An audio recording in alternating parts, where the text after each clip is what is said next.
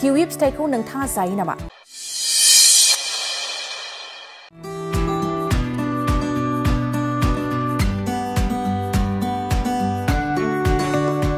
Kiwi फिथाइ जाब्ला देहानि मा मुलाम्फा जायो नोंथाङा मिथिगौ ना?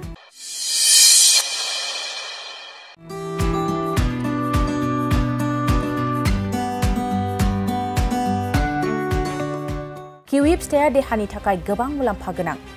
बे किवी फिथाइखौ सिगां समाव चाइना हादरावल' मोननाय जायोमोन। नाथाय आथिखालाव बे फिथाइया ओरैबायदि गोसारबाय दा बे फिथाइखौ गुबुन हादरावबो मोननो थांग्रा जाबाय। बे फिथाइखौ जायोब्ला देहायाव गोबां मुलाम्फा मोननो हायो। किवी फिथाइयाव भिटामिन सी आरो फाइबार थायो। बेयो देहायाव जानाय ब्लाड प्रेसारखौ दबथायनानै लाखियो आरो बेजों लोगोसे मेगननि खम नुनायखौबो मोजां खालामो आरो देहानि बिगुरखौ मोजां खालामनायाव मदद खालामो। बेनि अनगायैबो किवी फिथाइया डेंगु बेमार जानाय आरो बायदि बेमारनि थाखायबो मुलाम्फा गोनां बे फिथाइया। साख्रि नागिरग्रा सुबुंफोरनि थाखाय गोजोनथाव खौरां। गिबि खेबनि थाखाय आरबि मेथमेटिक्स सेन्टारा बाक्सानि सदर मसलपुराव गासै कम्पिटिटिभ एग्जामनि थाखाय गोदानै कचिं सेन्टार बेखेवनो थांगासिनो दं।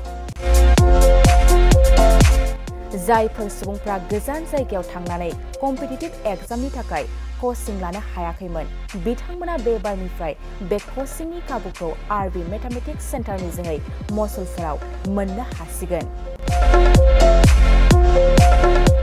बे कचिं सेन्टाराव बिथांमोना direct requirement, 3rd and 4th grade, railway, SSC, army GD, Agniveer, bank, police आरो टेट आनजादफोराव जिरायनो हानाय बायदि रोंगौथि गोनां फोरोंगिरिजों फोरोंथाय होनाय जागोन।